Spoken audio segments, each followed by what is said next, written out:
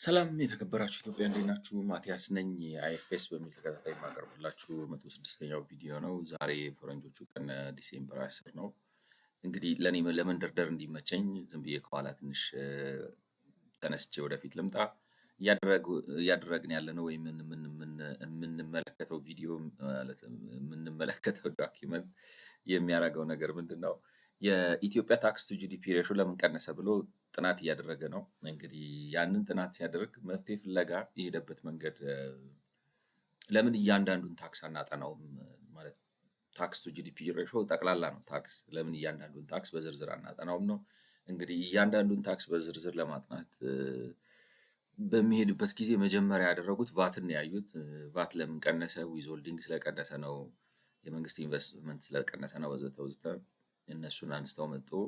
አሁን ደግሞ ያለንበት ሁለተኛው 4.2 የሚለው ማለት ነው ቻፕተር 4 ነው አንቀጽ 2 የሚለው እዛ ላይ እሱ የሚመለከተው ከስተምስ ዲቲ እና ሰርታክስ ነው። ከስተምስ ዲቲ እና ሰርታክስ ደግሞ ምን አይነት ታክሶች ናቸው? ከኢምፖርት ጋር የተያያዙ ታክሶች ናቸው። ስለዚህ ለምን ቀነሱ? ቀላሉ መልስ ኢምፖርት ስለቀነሰ ነው የቀነሱት ነው። ኢምፖርት ስለቀነሰ ነው የቀነሱት። ግን እሱ ማለት ፊት ለፊት ያለው ላይ የምታገኙት መልስ ነው። ኢምፖርት ስለቀነሰ ነው የቀነሰው። ኢምፖርት ለምን ቀነሰ ነው። ኢምፖርት ማለት ኢምፖርት ስለቀነሰ ነው። ግን ኢምፖርቱ ራሱ ለምን ቀነሰ?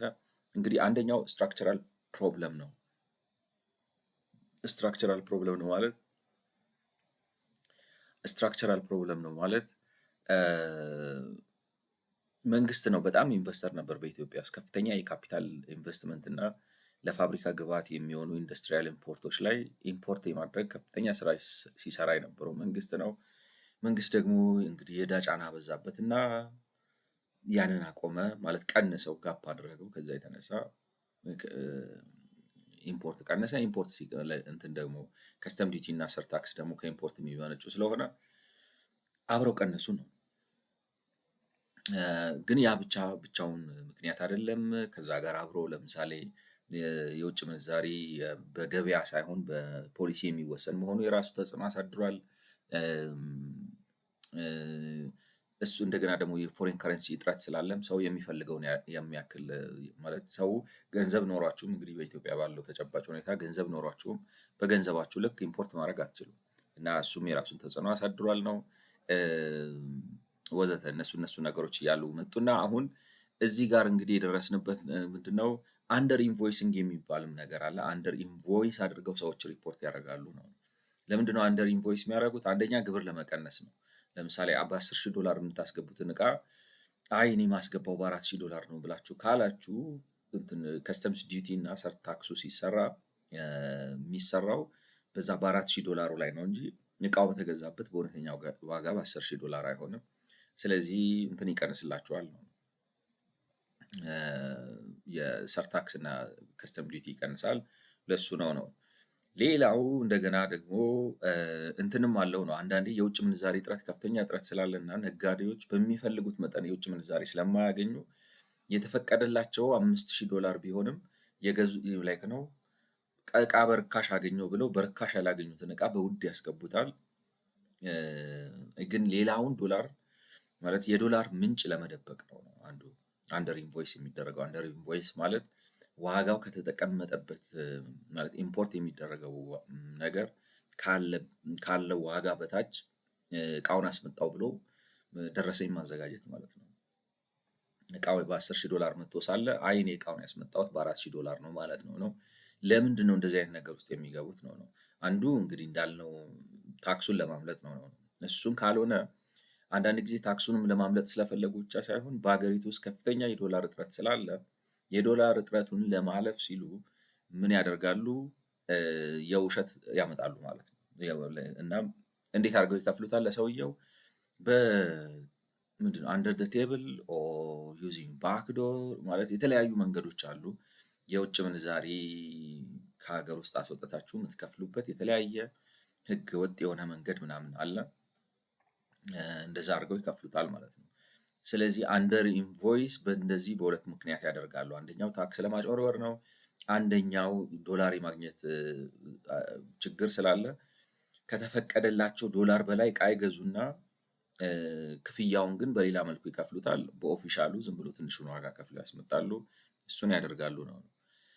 ሶ እንዴት ነው የምናውቀው ነው አሁን ላይክ ነው እንዴት አድርገን ነው የምናውቀው አንደር ኢንቮይስ እንደተደረገ? ምክንያቱም አንደር ኢንቮይስ ሲደረግ ወይንም አንድ እቃ ካለው ዋጋ በታች ኢምፖርት ሲደረግ ላኪውም በዛ ሳይድ ያለው አሁን ለምሳሌ እዚህ ያለው ኢትዮጵያ ኢምፖርተር አለ ላይክ ነው ለሱ ኤክስፖርት የሚያደርግለት በሌላ ሀገር ያለው ሰውም አብሮ ተባባሪ ነው። ምንድን ነው የሚያደርገው? እቃው የሚልከው እቃ ዋጋው 10,000 ሆኖ ሳለ ከዚህኛው ሰው ጋር ተስማምቶ በ4,000 ብር ነው የላኩት ብሎ ይላል ማለት ነው።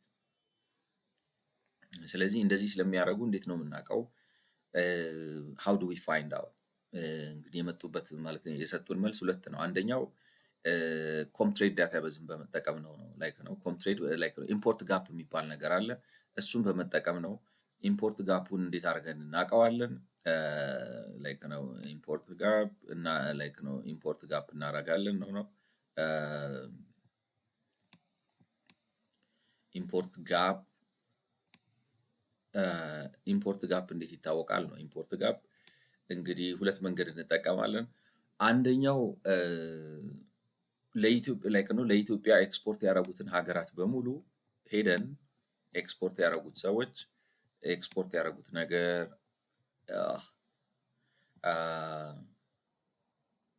እንግዲህ ኢምፖርት ጋፑን እንዴት አድርገው ነው የሚያውቁት? ሁለት ነገር ማለት ኢምፖርት ጋፕ ይጠቀማሉ ነው። ኢምፖርት ጋፕ እንዴት ነው? አንዱ ኮምትሬድ ዳታቤዝን ላይክ ነው ኮምትሬድ ዴራቤዝ ይጠቀማሉ ነው። ሌላው አጎራባች ሀገሮችን ላይክ ነው አጎራባች ሀገራትን ይጠቀማሉ ነው። አጎራባች ሀገራትን ተጠቅመው ነው ኮምትሬድ ዳታቤዙን ተጠቅመው ምን ማለት ነው? ለምሳሌ ይሄ ኮምትሬድ ዳታቤዝ የሚባለው ዩናይትድ ኔሽን የሚይዘው በዓለም ዙሪያ ያሉት የተለያዩት አሁን ለምሳሌ ቻይና ብትሄዱ፣ ዱባይ ብትሄዱ ወይም ማሌዥያ፣ ሲንጋፖር ወዘተ ብትሄዱ ልክ ኢትዮጵያ ውስጥ እንደሚያዘው ይያዝና እዛ ያሉት ሰዎች ለኢትዮጵያ ምን ያህል ኤክስፖርት አድርገናል ብለው መረጃ ይዛሉ ማለት ነው። ስለዚህ ቻይናዎች ወደ ኢትዮጵያ የላክነው ምን ያህል ነው? ይሄን ያህል ቢሊየን። ሲንጋፖሮች ወደ ኢትዮጵያ የላክነው ምን ያህል ነው? ይሄን ያህል ቢሊየን ብለው እዛ ኮምትሬድ ዳታቤዛቸው ውስጥ ያስቀምጣሉ። ስለዚህ ከኮምትሬድ ዳታቤዛቸው ላይ እነሱና ለኢትዮጵያ ኤክስፖርት አድርገናል በዚህ ዓመተ ምህረት ብለው ያሉትን አማውንት ይዛሉ። ኢትዮጵያኖች ደግሞ በዚህ ዓመት ከቻይና ይሄን ያህል ኢምፖርት አድርገናል፣ ከሲንጋፖር ይሄን ያህል ኢምፖርት አድርገናል፣ ከአውሮፓ ይሄን ያህል ኢምፖርት አድርገናል ወዘተ ወዘተ ብለው የሚይዟቸውን ይይዙና ሁለቱን ያነጻጽራሉ ማለት ነው። እና ትላንትና እንዳሉት ለምሳሌ የቻይናን ሁኔታ ስንመለከት የሚገርም ነው። ማለት ቻይናዎች በ2022 ዓ.ም ለኢትዮጵያ ኤክስፖርት ያደረግነው የሚሉት እነሱ 2 ቢሊዮን ነው። ለኢትዮጵያ ኤክስፖርት ያደረግነው 2 ቢሊዮን ነው። ኢትዮጵያ ግን ከቻይና ኢምፖርት አድርጌዋለሁ የምትለው 5 ቢሊዮን ነው በ2022 ዓ.ም ማለት ነው። እና በመካከሉ የ3 ቢሊዮን ልዩነት አለ። በእርግጥ ይሄ አንደር ኢንቮይሲንግ አያሳይም። በኢትዮጵያ ሳይድ ኦቨር ኢንቮይሲንግ እንዳለ ነው። ብዙ ቴክኒካል ችግር አለ ምናምን ማለት እንግዲህ አንዱ የጠቀሱት ምክንያት ምንድን ነው? ቻይናዎች ለምሳሌ ሆን ብለው ኤክስፖርታቸውን ያሳንሳሉ ወደ ኢትዮጵያ። ለምሳሌ ሆን ብለው የኤክስፖርቱን ቁጥር ያሳንሳሉ። ምክንያቱም ብዙ ምክንያት አላቸው ነው። አንዳንዱ ስታቲስቲካል ስሙዚንግ ነው አሉ፣ አንዳንዱ ከረንሲ ማኒፑሌት ለማድረግ ነው፣ አንዳንዱ ዓለም አቀፍ ማለት አይን ውስጥ ላለመግባት ነው ወዘተ ወዘተ የተለያየ ምክንያት ያነሳሉ። እና ግን ጠቅላላ አሁን ለምሳሌ በ2022 ዓ.ም ራሳቸው የጠቀሱት አሁን ኢኮኖሚስት የሚለው ፔፐር ራሱ ሜንሽን አድርጎ ያስቀምጠው ኢኮኖሚስት የሚለው ፔፐር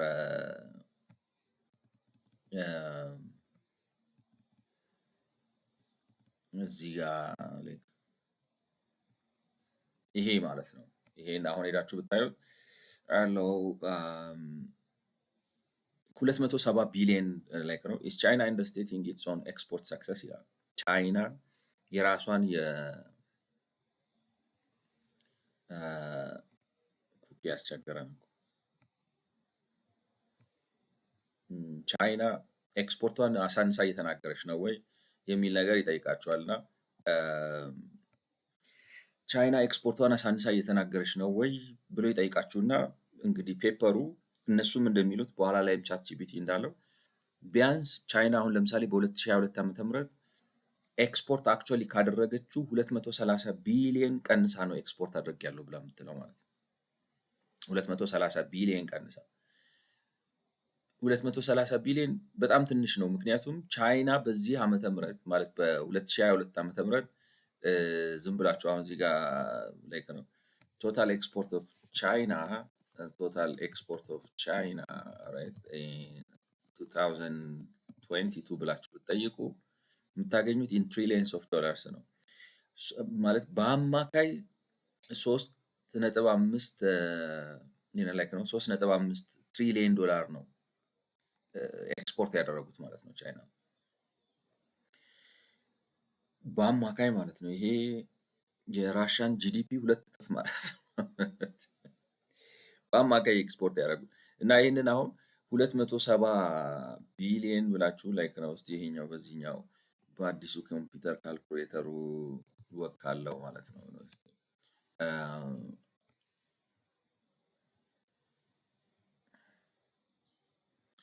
200 ይሄን ላይክ ነው 270 ቢሊየን ነው እነሱ አሁን ለምሳሌ 30 ነው ሶሪ 70 ሳይሆን 30 230 ቢሊየን ላይክ 230 ሚሊየን 1 2 3 230 ቢሊየን ሲካፈል 359 ትሪሊየን ነው 359 ትሪሊየን እንግዲህ 3.59 ይሄ 3 ቢሊየን 590 ሚሊየን ነው 1 2 3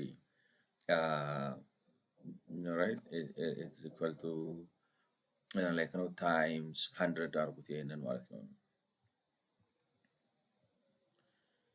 6% ነው የሚመጣው። ምን ልላችሁ ነው መሰላችሁ የፈለግኩት አይ ዶንት ኖ ትላንትና ሰምታችሁ ማለት እነሱ አሁን ትላንትና አንድ ከቻት ጂፒቲ ጋር የገባንበት ነገር ነበር። ቻይና ለምሳሌ እንትኗን ኤክስፖርቷን ማኒፑሌት ታደርጋለች ነው ዴታ ማኒፑሌት ታደርጋለች። ዴታ ማኒፑሌት አድርጋ ኤክስፖርት አድርጌያለሁ ያለችው በ230 ቢሊየን አሳንሳው ነው። ግን ቻይና በዛ ዓመት ኤክስፖርት ያደረጉት ስንት ነው?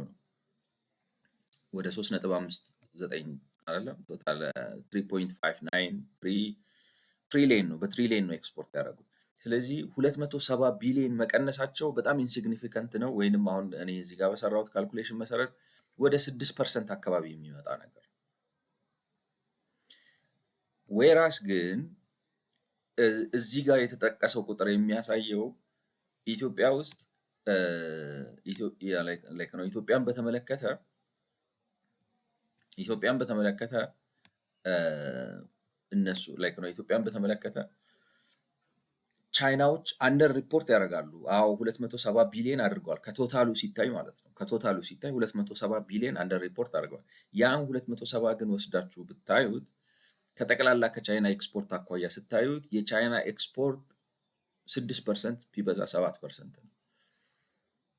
ለኢትዮጵያ ግን ከላኩት አንጻር እነሱ 2 ቢሊየን ነው የላክ ነው ሲሉ የኢትዮጵያ መንግስት ደግሞ ተቀብያለሁ የሚለው 5 ቢሊየን ነው።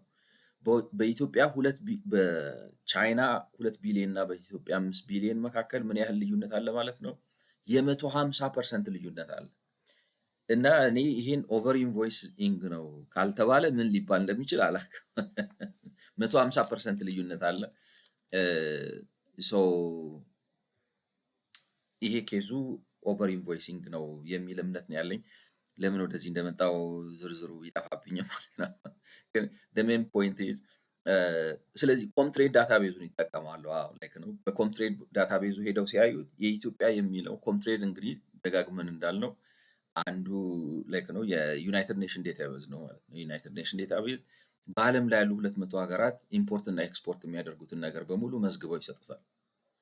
ስለዚህ ኢትዮጵያ መዝገባ ስትሰጠው እኔ ከቻይና የ5 ቢሊየን እቃ ኢምፖርት አድርጌያለሁ በዚህ ኤችኤክስ ኮድ ብለው ዘርዝራ ነው የሰጠችው ማለት ነው። እነዛ ደግሞ ቻይናዎቹ ደግሞ ለኢትዮጵያ የላኩት የሚሉት 2 ቢሊዮን ነው። ምንም እንኳን ዲስ ስፔሲፊክ ኬዝ ወጣ ብሎ በኢትዮጵያ ውስጥ አንደር ኢንቮይሲንግን ባያሳይም ግን የምንጠቀምበት ሜተድ ምንድን ነው? ይሄን አይነት ሜተድ ነው ማለት እኔ ትንሽ ከመንገዴ ወጣ ብዬ ያሳየሁት ለምንድን ነው? እነሱም የጠቀሱት በአንደር ኢንቮይሲንግ በሚል ቶፒክ ነው። አሁን ይሄንን ሄዳችሁ ብታዩት ይሄ ፉትነት ያለበትን ሄዳችሁ ብታዩት ላይክ ኢምፖርት ታክስ ኢቬሽን አንደር ኢንቮይሲንግ ነው። ላይክ ነው ቫያ አንደር ኢንቮይሲንግ ሶሪ ማለት የኢምፖርት ታክስ የማጭበርበር ሂደት አንደር ኢንቮይስ በማድረግ ማለት ነው። አንደር ኢንቮይስ በማድረግ ኢምፖርት ታክስ የማጭበርበር ሂደት ነው የሚሉት። ግን በአንደር ኢንቮይሲንግ ስር ይህን ቶፒክ እያወሩልን እዚህ ጋር ግን ማመሳከሪያ ላይክ ነው መረጃ አድርገው የሚሰጡን ምንድን ነው? አይ ኦቨር ኢንቮይሲንግ የሆነ ነገር ነው እና ኦቨር ኢንቮይሲንግን ደግሞ ስታዩት አይ ቻይናዎች ሆን ብለው የራሳቸውን እንትን ለመቀነስ ብለው ነው፣ ስሙዚንግ ነው ምናምን።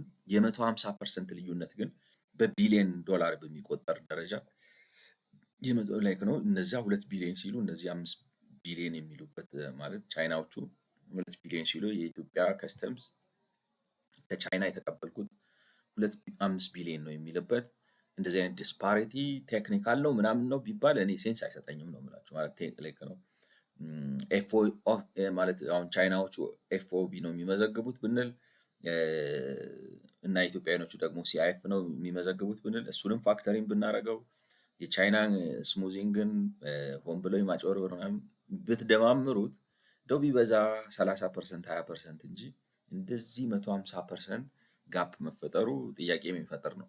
ግን እሱ ከርዕሱ ጋር የተያያዘ ነገር አይደለም። ሆኖም ለምሳሌ ኢምፖርት ለምን ቀነሰ? ኮረስፖንዲንግሊ ደግሞ ከኢምፖርት የሚመነጨው ቫት ለምን ማለት ቫት ሳይሆን ከኢምፖርት የሚመነጨው አዲስ ኮምፒውተር ላይ ሆኜ ያ ኮምፒውተር ክራሽ አድርጎ አዲስ ኮምፒውተር ላይ ነው ያለሁት እና ትንሽ ግራ መጋባት ለማንኛውም ማለት ኢምፖርት ሲቀንስ አብሮት ከስተም ዲቲ እና ሰርቻርጁ ይቀንሳሉ። እና ለምን ቀነሰ? የተዘረዘሩት ምክንያቶች አሉ። ከነዛ ከተዘረዘሩት ምክንያቶች አንዱ እንግዲህ ይሄ አንደር ኢንቮይሲንግ ነው። አንደር ኢንቮይሲንጉን እንዴት እናውቃለን ነው? የምናውቅበት መንገድ አንዱ ኮምትሬድን በመጠቀም ነው። ኮምትሬድ ስንጠቀም ኢትዮጵያ ተቀበልኩ ላይ መዘገበችው አለ። ለኢትዮጵያ ደግሞ ኤክስፖርት ያደረጉ ሀገራት ለኢትዮጵያ ላክን ብለው የመዘገቡት አለ። ሁለቱን እናነጻጽርና በሁለቱ መካከል ልዩነት ሲመጣ ቫት ጋፕ ብለን እናገኛለን። አንዱ ሜቶዶሎጂ ነው ማለት ነው። እንግዲህ ዛሬ ልናየው ደግሞ የተዘጋጀ ነው ሌላም መንገድ አለ ነው። ሌላው መንገድ ምንድነው? ሌላው መንገድ በኢትዮጵያና በአጎራባች ሀገራት መካከል ያለውን ለምሳሌ የኢትዮጵያ ድንበር ላይ እና የኬንያ ድንበር ሌትስ ሴይ ሶማሊያ ድንበር ወይንም ደግሞ ሌሎች አፍሪካ ድንበሮች ላይ ብረት እና መሰል ነገሮች ወይንም ላይክ ነው ማንኛውም ኢምፖርት የሚደረግ ነገር ድንበሩ ላይ በስንት ዋጋ ገባ ብለው ቼክ ያደርጉታል ማለት ነው። ከየት ሴም ቲንግ አይ ቲንክ ዜይ አር ጎይንግ ቱ ዩዝ ሴም ኮምትሬድ ዳታቤዝ ማለት ነው። ኮምትሬድ ዳታቤዝን ተጠቅመው ኢትዮጵያ ላይ በምን ያህል ገባ፣ ኬንያ ላይ ስንት ነበር ብለው ቼክ ያደርጉና የኢትዮጵያ ካነሰ ስለዚህ አንደር ኢንቮይሲንግ አለ ማለት ነው በኢትዮጵያ ብለው ድምዳሜ ላይ ይደርሳሉ ማለት ነው። ስለዚህ ትላንትና እሱን እንደመጀመር አድርገን እሱን ጀምረን በትክክል ሳንሄድበት ጨርሰን ነው ያቆምነው። ስለዚህ ዛሬ ዝም ብለን እንደ አዲስ ከነበረበት እንጀምርና እዛ እንቀጥል። እንግዲህ የሚለው ምንድነው? The second approach for detecting under invoicing is to compare import prices in Ethiopia with those in other African countries። እንግዲህ ሁለተኛው ሌላው አካሄድ ምንድነው? ማለት ይሄ ዲቴክት ለማድረግ ማለት ነው። አንደር ኢንቮይሲንግ ላይክ ነው። አንደር ኢንቮይሲንጉን ዲቴክት ለማድረግ I'm not trying gonna like edit underline text. Can you do this? The second approach. The second approach for detecting under invoicing is to compare import prices in Ethiopia with those in other African countries። ስለዚህ በኢትዮጵያ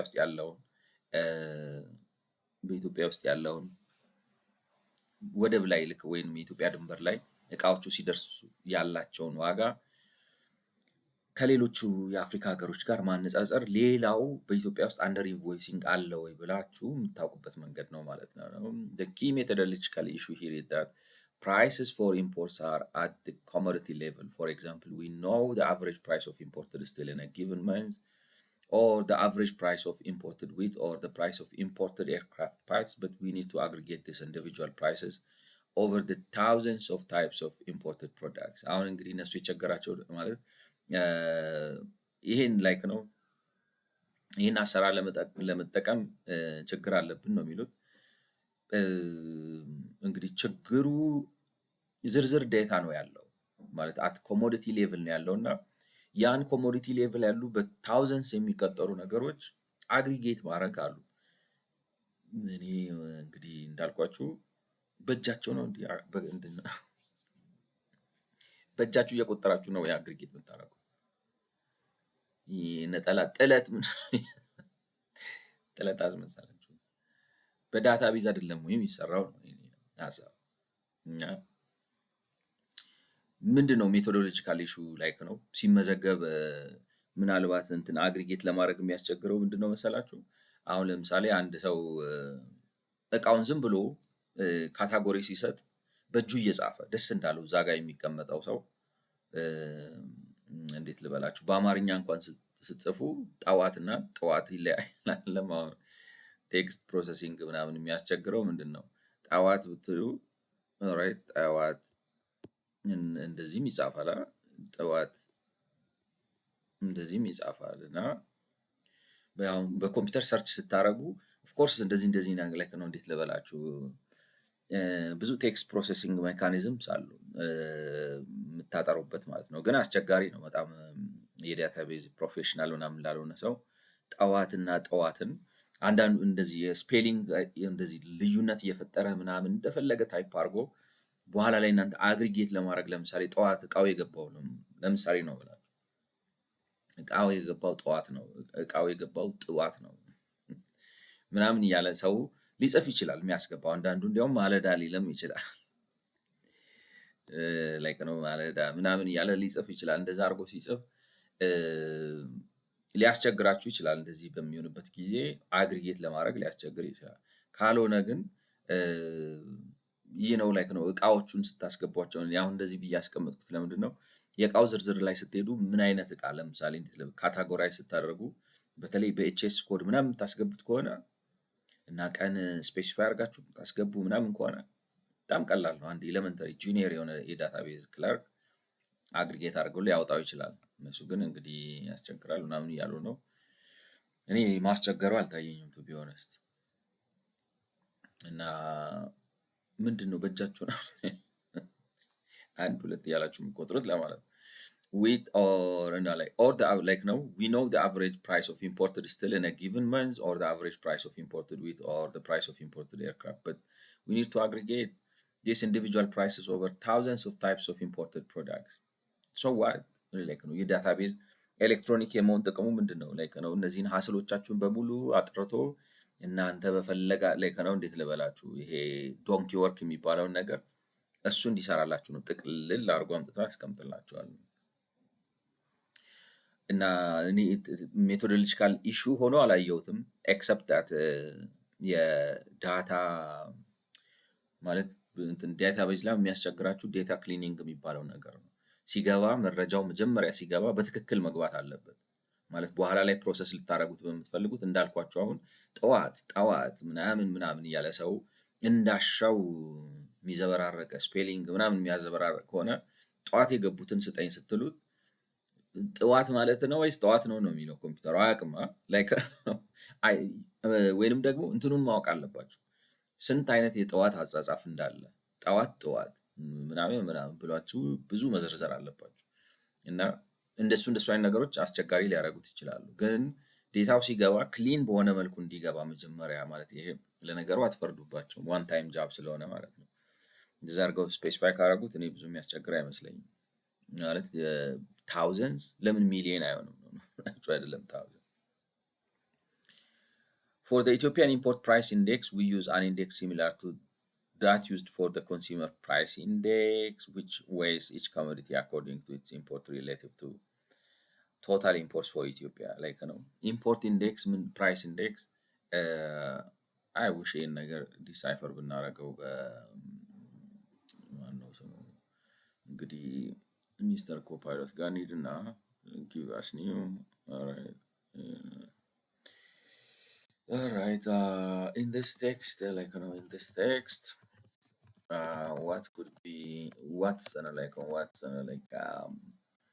import price index. All right, import price index in your text refers to a statistical measure that tracks how the prices of goods in Ethiopia imports change over time. Think of it like this. እዚህ ደግሞ ብራውዚንጉ በጣም አስቸጋሪ የሆነብኝ ነው። Okay, let's use this scroll. Think of it like this: Ethiopia brings in many different commodities from abroad, fuel, machinery, food, etc. Each of these commodities has a share in total import. Some are imported, blah blah. Okay, import price index assigns weights to each commodity based on its share, blah blah. By combining these weight prices, the index shows the average change in the cost of imported goods. So the import price index is nothing but the percentage of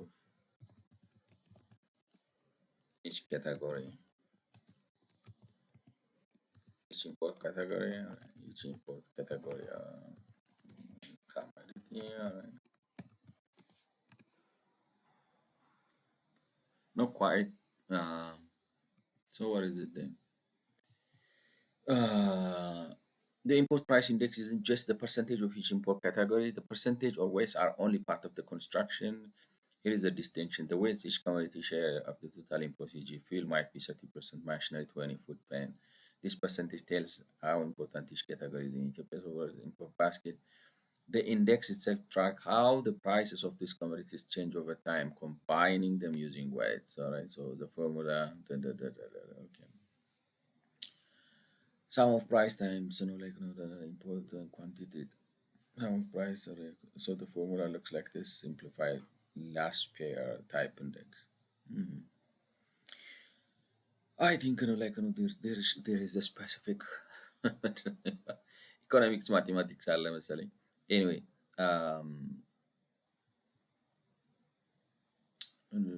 like IT, okay.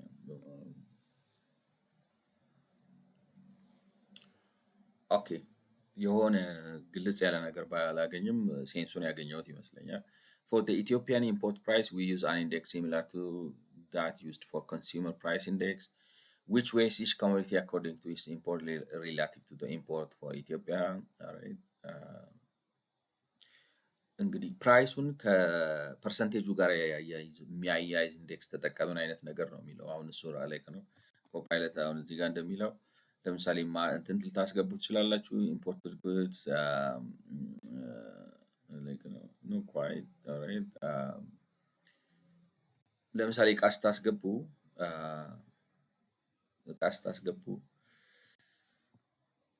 የሆነ የድሮ ቀልድ ነበረ። ሀብታም ቤት ሄዳችሁ ውሃ ጠጡኝ ምን ይሁንልህ ምናምን ማለት ያደረጉት እና እንትን ዊንዶውስ 11 እንደዛ ሆኖብኛል። በጣም ኦፕሽን አበዛብኝ። So the weights each commodity share of total imports ለምሳሌ ፊውል ማይት ቢ 30%፣ ማሽነሪ 20፣ ፉድ 10% እና ያንን ከፕራይስ ካላቸው ከዋጋ ተጽዕኖ አንፃር አንድ ላይ ኮምባይን አድርጎ የሆነ ኢንዴክስ ነገር ያዘጋጃል ነው እያንዳንዱ ነገር አይደንቲፋይ የሚሆንበት። and for the Ethiopian we use an index similar to that used for the consumer price index, which weighs each commodity according to its import relative to total imports for Ethiopia. ለምን ነበር እንደዚህ አይነት ተመሳሳይ የሆነ እያንዳንዱ አሁን ኢምፖርትድ የሆነው አይተም ማሽነሪ ሊሆን ይችላል፣ ፉድ ሊሆን ይችላል፣ በቨሬጅ ሊሆን ይችላል ወዘተ እያንዳንዱን ይከፋፍላቸውና ከጠቅላላው ኢምፖርት ከተደረጉት እቃዎች ፐርሰንቴጅ ምን ያህል ኢምፖርት ተደረገ ብሎ ማለት ለምሳሌ ማሽነሪ 10% ሊሆን ይችላል፣ ምግብ 20% ሊሆን ይችላል፣ አይ ዶንት ኖ ላይክ ነው አፕራል እንደዚህ ሊሆን ይችላል ወዘተ ካታጎሪ አለ። ፐርሰንቴጁን አስቀምጦ ከፋፍለን ሰራ ነው እና እሱን ኢንዴክስ አልነው ነው ከፕራይስ ጋር እያያዝ ነው ኤንድ ዋት እኔ ላይክ ነው ፎርሙላው ምናምን ዲግ አድርጋችሁ ልትደርሱበት ትችላላችሁ። ግን ምንድን ነው የሚባለው ሬሌቫንስ ኦፍ ቱ ሳብጀክት ነው ሞር ኢንትረስት የሚያደርገኝ። አይ ዶንት ኖ ኢፍ ኢት ሜክ ሴንስ። We use an index similar to that used price index, which weighs each commodity according to its import relative to the total import. Okay, for the other countries, we also weight each commodity relative to its import relative to total imports for Ethiopia. For each country, we also weight each commodity relative to its import. For other countries, we also weight each commodity relative to its imports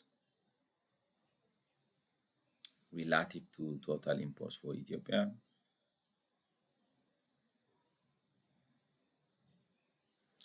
እንግዲህ ለምሳሌ አሁን እዚህ ጋር እንደሚለው እሱ ማለት ነው ይህ ላይክ ነው አነጻጸር ነው። አነጻጸራቸው ግን ለምሳሌ ፉድ ኢትዮጵያ 10% ኢምፖርት ታደርጋለች።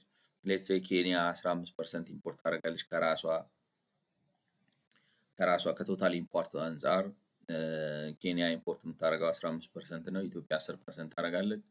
እንደዛ ብሎ ማስቀመጡ ምንድነው ሲግኒፊካንሱ? I don't know. Like for other countries also, so this methodological choice also means we can only compare how prices in Ethiopia and other countries change over time rather than the level of prices in Ethiopia versus other countries.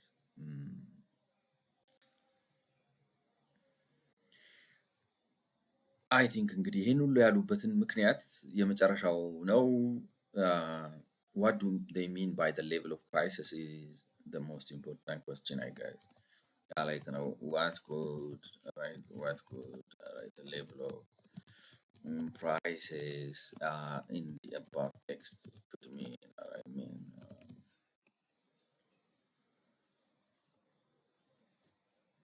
Great question. No, they change over time about absolute price values of price level. The actual average price of commodity at a given point in time. The actual average price of a commodity. For example, the average import prices of wheat in Ethiopia in June was 250 USD per ton, while in Kenya it was 270 USD per ton. That's a direct comparison of levels. Price change and levels of prices. እኔ ፕራይስ ሌቭል ሲሉ የሆነ ካልኩሌሽን ሰርተው የሆነ አይነት ሚን የሆነ ላይክ ነው ስፔሲፊክ የሆነ ፕራይስ የሚያመጡ መስሎኝ ነበር። ግን በወር ውስጥ በአማካይ ለምሳሌ ኢትዮጵያ ውስጥ ስንዴ በቶን ሲገባ ምን ያህል አንዱ ቶን በምን ያህል ገባ ብለው ይሰሩና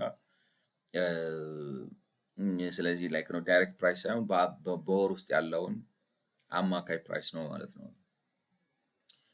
Means we can only compare how prices in Ethiopia and other change over time rather than levels of direct change index. Instead of comparing the absolute numbers, you compare how prices move relative to a base period. For example, Ethiopia wheat import prices rose by 10% since January, while Kenya's rose. That's what import price index captures.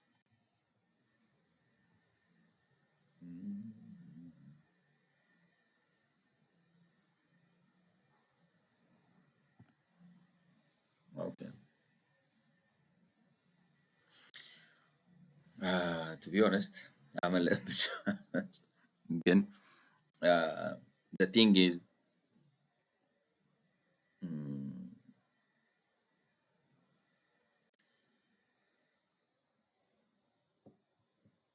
ለምን እንደዚህ አይነት ሜቶዶሎጂ እንደተከተሉ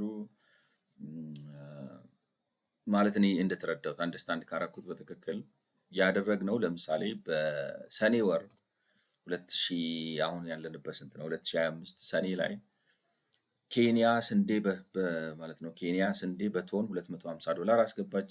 ኢትዮጵያ በቶን $270 አስገባች። አቨሬጅ ተሰርቶ ማለት ነው። እሱን ዳይሬክትሊ አይደለም ያነጻጸር ነው። ራደር ምንድነው የሆነው ነው የሆነ መነሻ ዓመት ይኖራል። ላይክ ነው አሁን ለምሳሌ ላይክ ነው ኢፍ ዲስ ቲንግ ወርክስ ሌትስ ሴይ እንደዚህ አድርገን እናስቀምጠው ማለት there is Kenya here, there is Ethiopia here, all right. This is June, all right. ጁን ላይ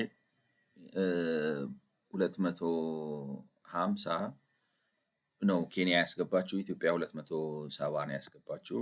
እንደዚህ አድርገን አይደለም ያነጻጸር ነው ራዘር ሌትስ ሴይ ከጁን በፊት ሌትስ ሴይ ሜይ ሳምቲንግ ኦልራይት ጁን ሜይ ላይክ ነው ሜይ ላይ በኬንያ ዋጋው 230 ነበር።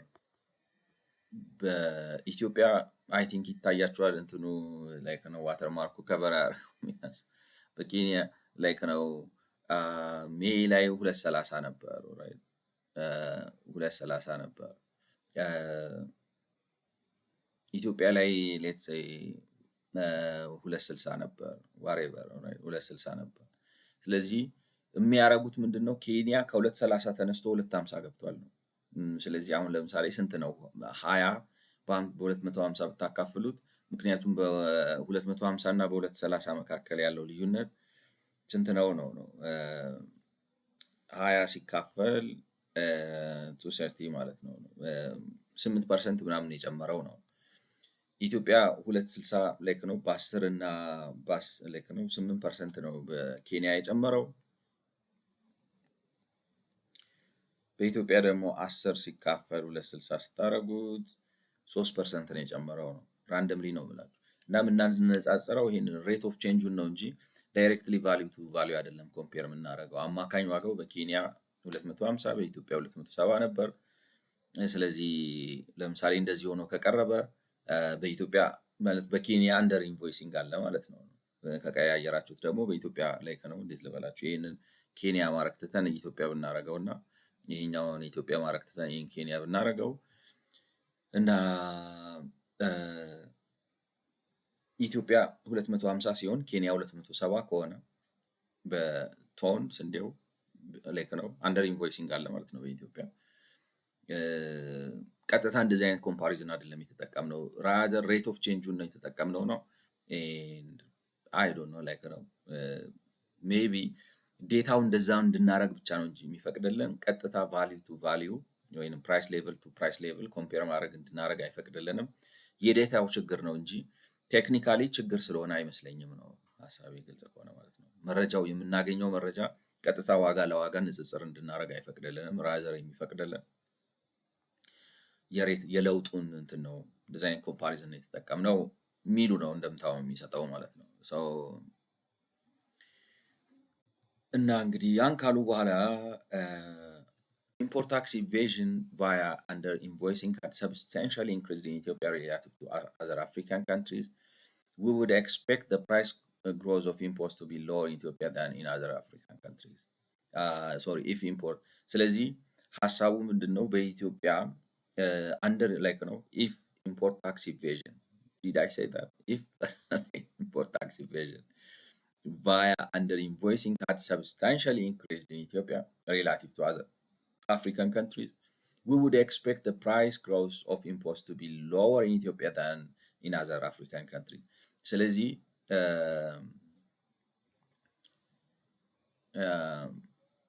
the price of imports to be lower if like import tax evasion ስለዚህ በኢትዮጵያ ውስጥ ኢቬዥኑ ካለ ይሄ አንደር ኢንቮይስ እያደረጉ ግብር የማጭበርበር ሆን ብለው ግብር ለመቀነስ ብለው ከመግዣው ዋጋው በታች ሪፖርት እያደረጉ ግብር የማጭበርበሩ ነገር ካለ ይሄ ነገር ካለ እንግዲህ ምንድነው ኤክስፔክት የምናደርገው ማለት ነው። የተሰራውን በዚህ መልኩ እዚህ ጋር ያኔ ትንሽ የተንተባተብኩበትን የዴታ ማዘጋጀት ካዘጋጃችሁ በኋላ ሄዳችሁ ስታዩ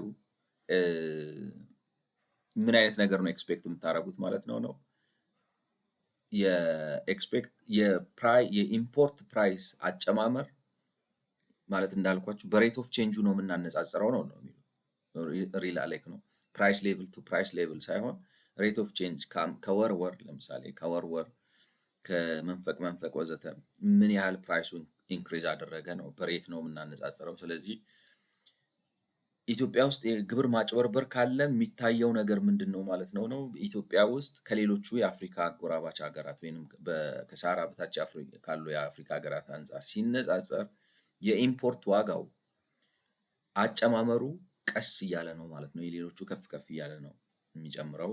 ያንን ካገኘን ማለት ነው በሁለተኛው ሜተድ ኢትዮጵያ ውስጥ ግብር ማጭበርበር ማለት አንደር ኢንቮይሲንግ በመጠቀም ሆን ብለው ግብር ያጭበረብራሉ።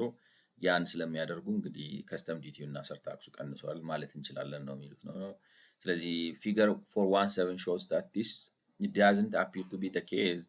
Ethiopian import prices rose by 15% between the first quarter of 2019 and the last quarter of 2022, slightly more than the 11% increase in import prices for African countries. ስለዚህ እንዲያውም ማለት የሚመስለው ኢትዮጵያ ውስጥ እንደዚህ ማለት ነው ከአንደር ኢንቮይሲንግ በዚህ ሜተድ ስንሄድ ከሌሎች አፍሪካ ሀገሮች ጋር ሲነጻጸር አንደር ኢንቮይሲንግ ያለ አይመስልም።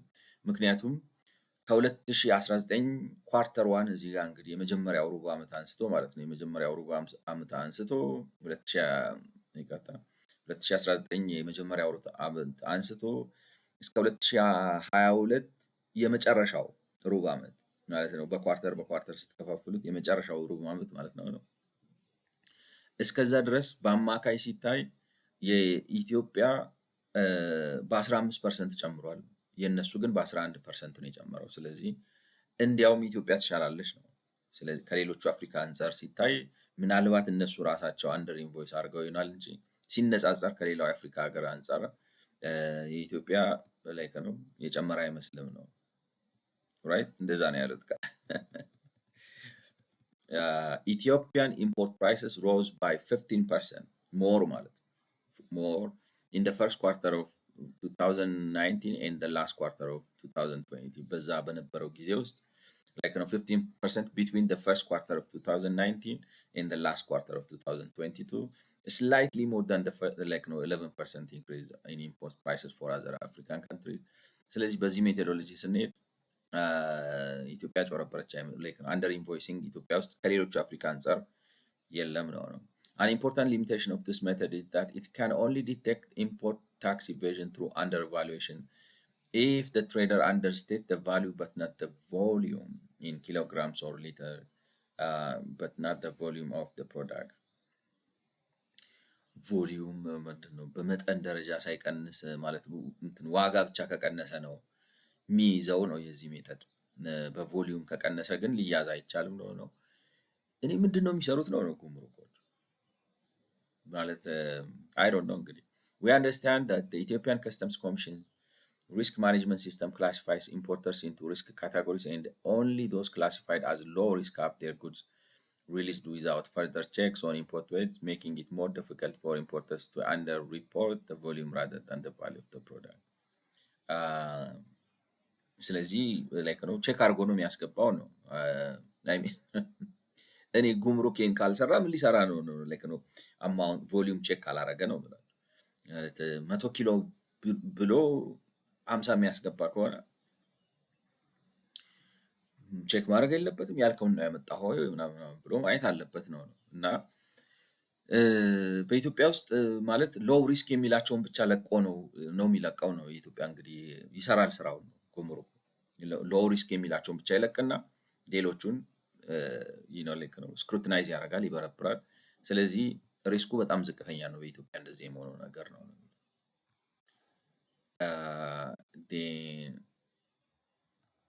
Although each individual method has its weakness, it's reassuring that neither the import gap analysis nor the import price change comparison shows evidence of a net increase in under invoicing. ስለዚህ ምንም እንኳን እያንዳንዱ ሜተድ አሁን like ነው ኢምፖርት ጋፕ የተባለው እና ይሄ ፕራይስ ቼንጅ ኮምፓሪዝን like ነው በአጎራባች ሀገራት መካከል ያለ ንጽጽር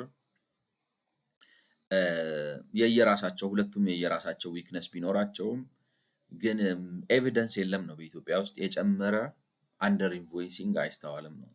አንደር ኢንቮይሲንግ አይስተዋልም። However, both methods are based on data from goods imported through official channels and do not capture case of import tax evasion through smuggling. እንግዲህ ማለት ሌላው መታወቅ ያለበት ነገር ሁለቱም አሁን ያየናቸው ሜተዶች ከቨር የሚያደርጉት ቀጥታ መንግስት በሚያውቀው በር የገባውን ነው። በኮንትራባንድ የገባው ላይ እውቀት የለም፣ ስለዚህ ከዛ የታጣው አይታወቅም ነው።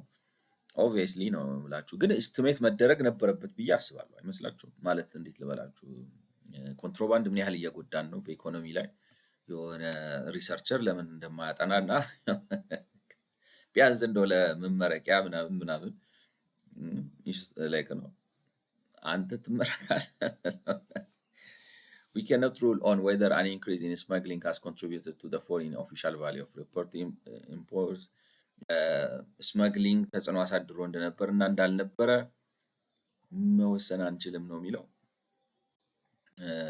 ምክንያቱም መረጃ የለም ነው። something is not like ነው የሆነ ነገር አልተመቸኝም to be honest። ምንድነው መሰላችሁ ለኔ ውስጤ ላይክ ነው በኢምፕሬሽን ደረጃ ያለኝ ነገር ምንድነው አንደር ኢንቮይሲንግ የለም ግን ኦቨር ኢንቮይሲንግ አለ የሚባል ነው የሚመስለው። ምንም እንኳን በቀጥታ ባይሉትም እንደው ዝም ብላችሁ ምንድነው ከበረበራችሁ ወይንም ኢምፕሬሽኑ እንደዛ ነው ለኔ። ቢኮዝ የሌለ ነገር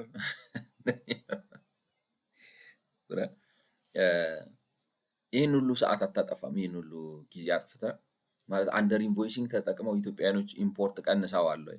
የመጣ ነው ምን ልናደርግ ነው? ያንን ሪፖርት ለምን ትጽፋለህ? መርምረ ከሌለ ላይክ ነው ኢትስ ናት አን ኢሹ። የሆነ ለራሱ ንዑስ ርዕስ ሰጥተህ ሁሉ ሰዓት የምታወራበት ምክንያት ይህን ሜተር ተጠቀም ኢትስ ናት ቴክስት ቡክ ነው ነው። አሁን ለምሳሌ እንዴት ተደርጎ ነው እንትን የሚመረመረው? አንደር ኢንቮይሲንግ መኖሩ ኢምፖርት ጋፕ ትጠቀማለህ ወይ ፕራይስ ኮምፓሪዝን ትጠቀማለህ? ኢምፖርት ጋፕ ኮምትሬዱን ትጠቀማለህ? እንትኑ እንደዚህ ነው የምታደርገው ምናምን። this is not a textbook in my view. Maybe they are saying that የሆነ ሆነው ኢትዮጵያ ውስጥ አንደር ኢንቮይሲንግ በሚያሰጋ መልኩ ቢያንስ ከአጎራባች የአፍሪካ ሀገሮች ጋር ቅራኔ በሚፈጥር ላይክ ነው ልዩነት እና በሚያስወቅስ መልኩ የለም። ነገር ግን ኦቨር ኢንቮይሲንግ ይኑር አይኑር አይታወቅም። ማለት ርዕሱ ሰብቶፒክ እንትን ቢሆንም ምክንያቱም አሁን እዚህ ጋር ምንድን ነው የሚሉት ላይክ ነው like the analysis indicated that net under invoicing on imports from select high income countries appears to be small ይሏቸዋል አይደለም። ላይክ ትንሽ ይመስላል ከጥሩ ገቢ ካላቸው ከትላልቅ ሀገሮች። ማይነር ካቪየት ሂር ኢዝ ዛት ዊ አር ኮምፔሪንግ ምናምን ኤፍኦቢውን አሉት። እሺ እሱን እናውጣው። ላይክ ነው the average trade cost across all 6 digits is reported trade cost. We still do not change the conclusion that evasion under invoicing does not appear to be large አይደለም አለውና እዚህ ጋር ግን a more important drawback to this import gap method is that these countries account only to 10 to like 20% of Ethiopian imports, and it may be that under invoicing is more prevalent in Ethiopia's trade with low and middle income countries. እና አንደር ኢንቮይሲንግ መካከለኛ እና ዝቅተኛ ገቢ ካላቸው ሀገሮች ጋር በጣም ብዙ ሊሆን ይችላል ነው። ማናቸው እነዛ ሀገሮች? ኢትዮጵያ በአብዛኛው አሁን እንዴት ነው እንትኑን ስታረጉት ቻይና አሁን በጣም እንትን ብትሆንም ጂዲፒ ፐር ካፒታዋ ዝቅተኛ ነው። ገብቷቸዋል። ወስዳችሁ መካከለኛ ላይ ነው የምታስገቧል። ስለዚህ ከቻይና በጣም አንደር ኢንቮይስ ልታረግ ትችላለህ ነው። አናቅም ነው ምክንያቱ ያየነው 20%ን ነው ቢበዛ 80%ን ልናየው አልቻልንም ይሏቸዋል። እና ክሪፕቲክ ነው ለማለት ነው። ስለሰማችሁኝ አመሰግናለሁ። እንግዲህ በመሀል ከተንተባተብኩ ብዥ ብሎብኝ ነው አዲሱ ኢንቫይሮንመንት የመጨረሻው። ኦኬ አይ ቲንክ if we have 10 minutes እችን እዚህ ጋር ጨርሰናት። discussion why did the ratio of customs duty and surtax to GDP fall? እንግዲህ ለምንድን ነው customs duty and surtax as part like as percentage of GDP fall ያደረገው? Within the framework set out in chapter 1 all of the 1 percentage point fall in customs duty and surtax tax as share of the GDP is attributed to the category of structural factors as it is the result of falling imports as a share of GDP። ስለዚህ በኢትዮጵያ ለምንድን ነው ከስተም ዲቲ እና ሰርታክስ አስ ፐርሰንቴጅ ኦፍ ጂዲፒ የቀነሰው ብላችሁ ካላችሁ መልሱ ላይክ ነው በዋናነት ከስትራክቸራል ኢሹ ጋር የተያያዘ ነው። ስትራክቸራል ስንል ምን ማለታችን ነው? መንግስት ኢምፖርተር ስለሆነ ነው። A fall in the quantity of imports was the largest driver of this between 2015-16 and 2021-22, but a fall in the measured price of import linked to the increasing overvaluation of the birr at the official exchange rate were the largest driver between 2021-22 and 2022-23. Imports of capital goods and industrial imports have fallen particularly sharply, suggesting the fall in imports is linked to the decline in public and to a lesser extent private sector investment. ስለዚህ ሲጠቀለል መንግስት ማለት ስትራክቸራል ፕሮብለም ነው። ኢንቨስተሩ በሀገሪቱ ውስጥ ከፍተኛና ዋነኛ ኢንቨስተር መንግስት ስለነበረ እሱ ሲቀንስ አብሮ የቀነሰ ነገር ነው የሚሉት። ስለዚህ ያ የስትራክቸራል ፕሮብለም ነው። በኋላ ላይ ግን ወደ 2021-22 አካባቢ ዶላር ከብር አኳያ በጣም እየጠነከረ ስለሄደ ወይንም ብር ከዶላር አኳያ በጣም እየደከመ ስለሄደ ሰው ኳንቲቲ ብዙ ኢምፖርት ማድረግ አቅቶታል ነው የቀረችውንም ማለት ነው። ምክንያቱም ዶላሩ በጣም ስለተወደደ እሱም ተጽዕኖ አሳድሯል ነው። ሲደመደም መዋቅራዊ ችግር አለባችሁ፣ ፎሬን ከረንሲ የላችሁም፣ መንግስታችሁ ህዝባዊ ኢኮኖሚ የላችሁም፣ መንግስታዊ ኢኮኖሚ ያላችሁ እና ኋላ ቀር ነው ኢኮኖሚውም መዋቅሩ የሚል ነገር ነው። እነሱ ነገሮች ናቸው ተደማምረው የቀነሱት ነው። ግን ቱ ቢ ኦነስት ዲስከሽኑ ኮንክሉዥኑን ቶሮ ወይም ምንድነው በደንብ የተሰራበት ሆኖ አላገኘሁትም። በ107ኛው ቪዲዮ እንገናኝ። ስለሰማችሁኝ አመሰግናለሁ። መልካም ጊዜ